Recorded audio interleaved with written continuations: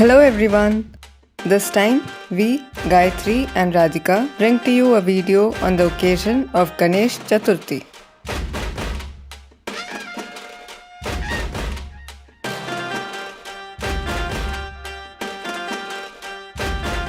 Ganesha Chaturthi is in the honor of the beloved elephant-faced deity Ganesha, the son of Shiva and Parvati, who is also known as Ganpati and Vinayak or simply Bappa. It is celebrated on the 4th day of the waxing moon in the lunar month Bhadrapada. While most parts of India consider the day as his birthday, in the West, where it is celebrated as a grand 10-day festival, it is said to be the period when Ganesha annually descends to the earthly realms to be amongst us all, like he once did, in order to pacify his brother Kartikeya and take him back home. On the day of Chaturthi, Ganesha's arrival is symbolized through installing his idol at home, typically made of material like clay that can easily disperse in water and integrate into the soil. The idol is placed on a decorated pedestal, applied tilak, adorned with clothes and jewelry, and offered flowers amidst the festive sounds of drums and chants of Ganpati Bappa Morya. On each of the subsequent 10 days, an arti is performed with lamps and devotional songs. His favorite sweet, modak, is offered as prasad, made as either steam-cooked rice dumplings or fried wheat dumplings, both with coconut jaggery filling, or simply as a khoya peda, which is a milk fudge sweet. Across the towns and cities, gigantic statues of Ganesha are placed in community pavilions for people in the area to congregate and receive his blessings. Traditionally, on the 11th day, called Anant Chaturdashi, Ganesha is bid an emotional adieu by performing Visarjan, that is, immersing him in a water body through which he is then believed to return to his celestial abode, Kailasa, until he returns next year. In this video, we honor the occasion of Ganesha Chaturthi by presenting some quirky anecdotes of Ganesha from his life at Kailasa and his excursions in Devaloka and Bhuloka, through which we bring out his numerous shining attributes that make him both lovable and venerable.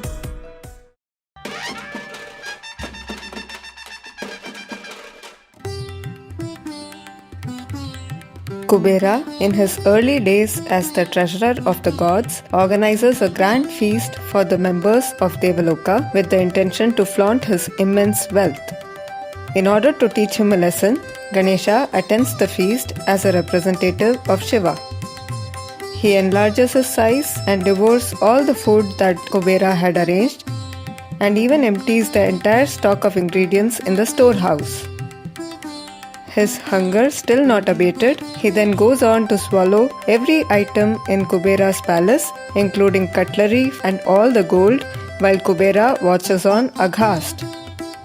When Ganesha threatens to eat him as well, Kubera panics and runs to Shiva for help.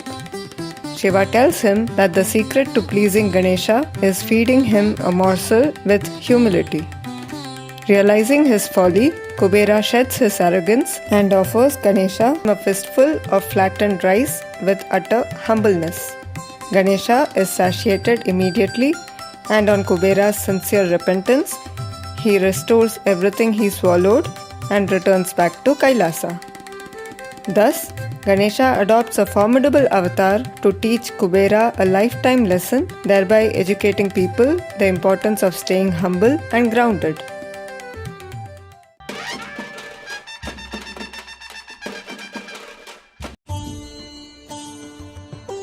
One time, Shiva was engaged in an important meeting and had asked Ganesha to not allow anyone inside. However, Parashurama arrives during that time, eager to meet Shiva to thank his guru for teaching him warfare that led to his successful vanquishing of the evil Kshatriya kings. Ganesha resolutely denies him entry and doesn't budge from his stand despite being fully aware of Parashurama's short-tempered nature and the consequence of incurring his wrath. Predictably, Parashurama loses his patience on being persistently denied entrance and flings his axe towards Ganesha in rage. Since the axe was gifted to Parashurama by Shiva himself, Ganesha decides to not counter it and instead he respectfully receives it on one of his tusks, resulting in its breaking into half. Though Parashurama regrets his action later, Ganesha's resolute stand shines through as he sets a strong example to be bold and unflinching in the face of difficulty and danger.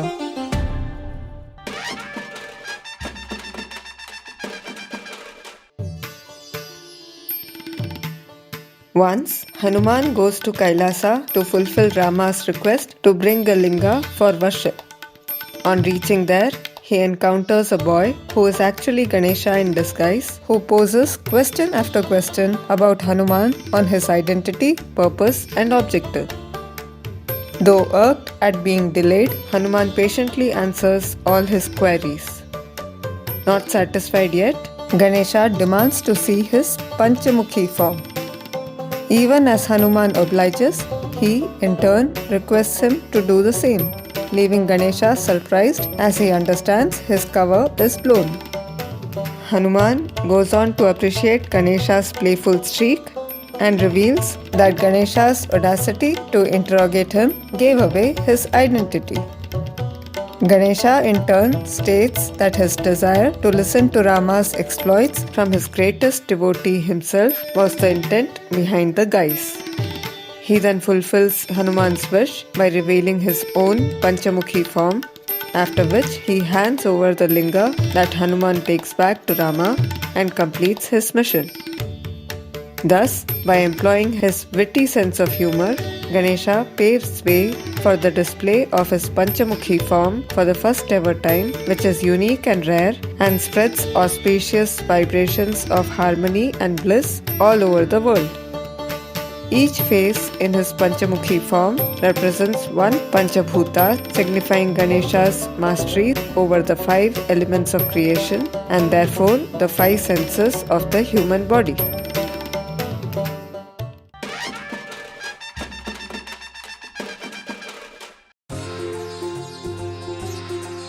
There was a demon called Analasura who emitted scorching heat from his body in all directions.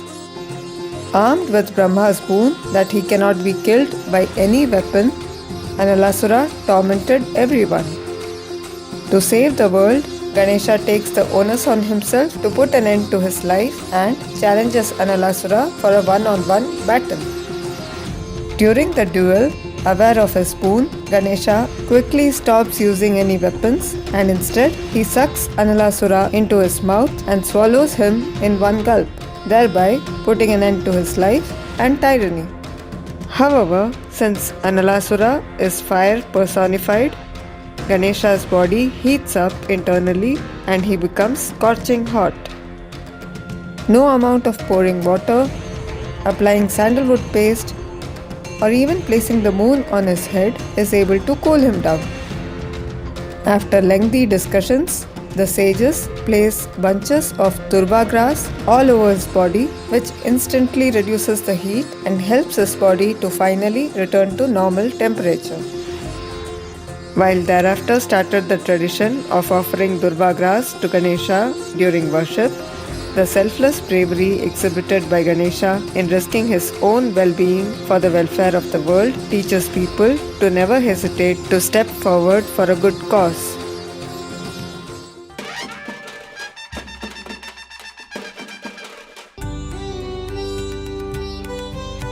One day, to solve a pressing question from the universe subjects as to who should be worshipped first and foremost before conducting any ceremony or ritual, Shiva decides to hold a contest. He declares that whoever goes around the universe thrice on his vehicle and emerges the fastest would be declared the winner.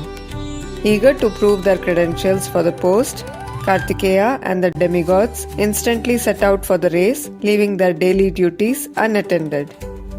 However, Ganesha chooses to stay back and compensates for the rest by engaging himself in tasks of creating ample light, water, and wind using his ability to harness the Panchabhutas.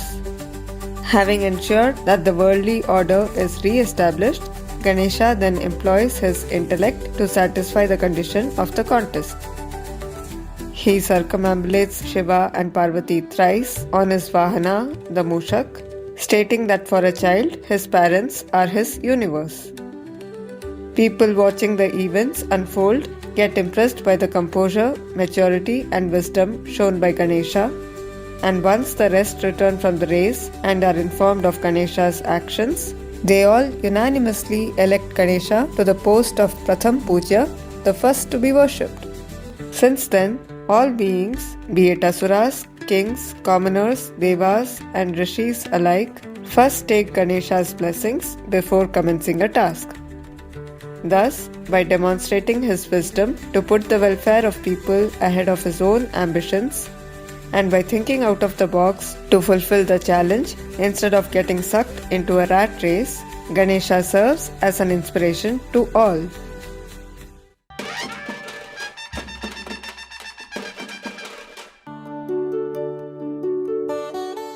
Ganesha, when going around the world, comes across a famine-stricken village with barren and parched farmlands. Posing as a little boy, he sets up a large cauldron in the common space outside the huts and lights a fire underneath, even as the perplexed villagers gather around him in curiosity. Unbothered, Ganesha adds a mere fistful of rice and half a glass of milk into the enormous vessel and occupies himself in the preparation of payasa, that is, rice pudding. When he gives the paltry ingredients a good stir, the contents rise up to the brim, much to the amazement of the onlookers. Soon, a delicious smelling payasa gets ready, copious to feed the entire village. The villagers realize that the boy is none other but Ganesha in disguise and request him to assume his original form to take his blessings. Thus, Ganesha shows his compassionate nature and not only satiates the hunger of the villagers but also enlightens them and the society to be prudent about handling natural resources and employ techniques to keep their farming lands moist and fertile.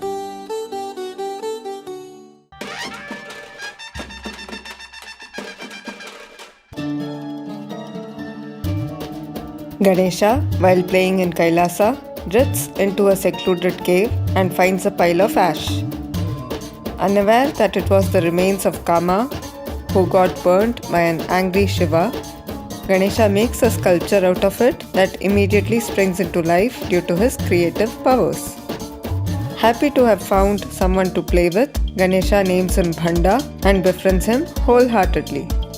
Unfortunately, because Bhanda was created out of the ash derived from destructive energies, he is inherently filled with negative traits like anger, spite, arrogance, and violence, and therefore slowly drifts away from Ganesha due to his bad deeds and acts. Despite that, Ganesha never gives up on his friend and tries his best to reform him until the very end.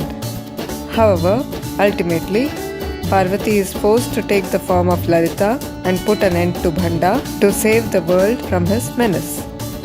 Even though Bhandasura did not choose the right path, Ganesha's amicable nature shines through in his ardent effort to be friends with someone very different in disposition compared to himself, and through that he encourages people to do the same.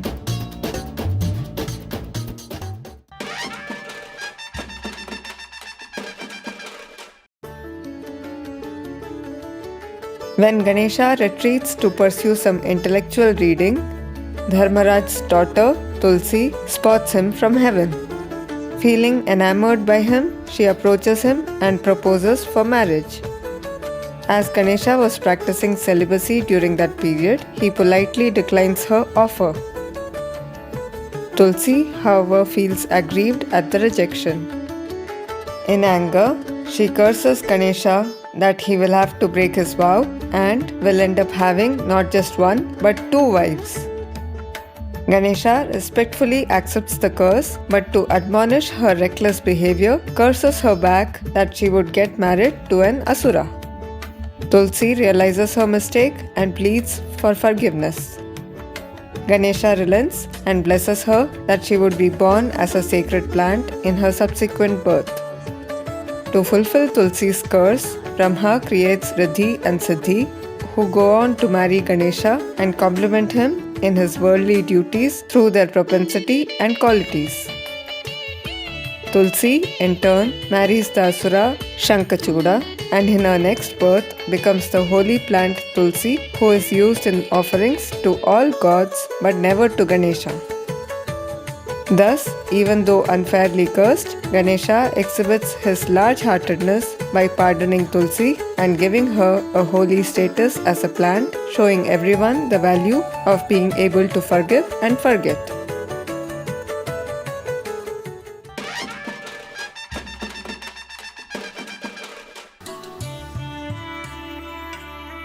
Sage Agastya once approached Shiva with a request to provide relief to the southern region, which was plagued by withering crops, starving cattle, and people in distress due to lack of a fresh water source. Shiva fills water from river Ganga, cascading from his matted hair, into Agastya's pot and guides him to release it wherever suitable so that the stricken area would get a perennial river of its own. Happy with the solution, Agastya goes to the south and visits place after place, but being a perfectionist, he does not get satisfied with any spot to start the river. With months passing by and the condition of the southern region worsening, Ganesha decides to intervene. When Agastya is taking a nap on the Kodagu mountains, Ganesha appears as a crow and tips the water pot, causing Ganga to flow downhill into the southern plains. Agastya, on waking up, is initially annoyed, but when he sees a flush of green and vitality wherever the water flowed along, he is joyful and thanks the crow for relieving him of his dilemma, who then reveals his identity as Ganesha. Thereby, Ganesha cleverly facilitates the emergence of river Kaveri, also known as Ganga of the south, and saves the residents from the terrible heat and drought while illuminating people to never delay in performing a good deed. All in all, Ganesha Chaturthi is a fond celebration of Ganesha, who is most cherished by people due to his unique spectrum of qualities and calm and wise demeanor. As exhibited through his many anecdotes, Ganesha is formidable yet humble, polite yet resolute, witty yet profound, mindful yet brave, smart yet wise, intelligent yet compassionate, amicable yet practical, upright yet forgiving, and clever yet prudent. Thereby, his ability to maintain equanimity in any situation and employ wisdom in both thought and action to tackle seemingly large problems compels people to revere him as the bringer of good luck and remover of obstacles, and aspires them to walk on the path illuminated by him. May Ganesha lead our way. Thank you for watching. Namaste.